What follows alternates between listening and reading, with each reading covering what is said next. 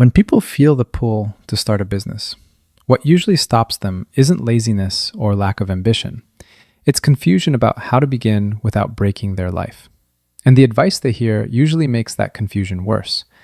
They're told one of two things. Either, just jump, you'll figure it out. Or, don't do anything until you have the full plan, the projections, and certainty. Both sound responsible, both feel comforting in different ways, and both come with real consequences. Let's start with the just jump side. When people push too fast, they often confuse commitment with progress. They sign a lease, they buy equipment, they invest in tools, software, branding, inventory. Sometimes they spend months and a lot of money building a product before they've tested a single assumption. They develop something they believe people will want, only to discover later that people aren't willing to pay for it, or they'll pay far less than expected, or not enough people care to make it viable.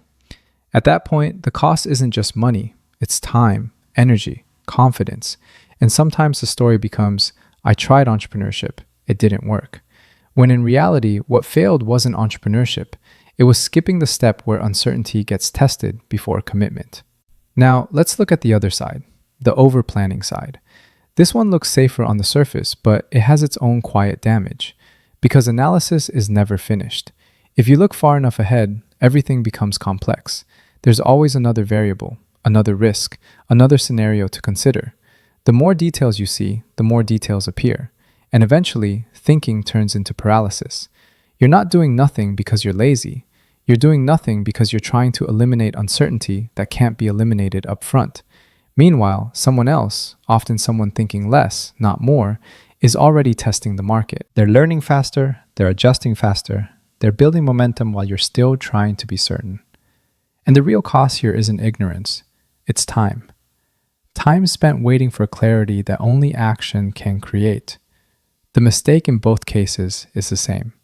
People treat starting a business as one big, irreversible leap, so they either rush it or avoid it. But experienced entrepreneurs don't operate that way. They don't jump blindly, and they don't wait for certainty. They sequence.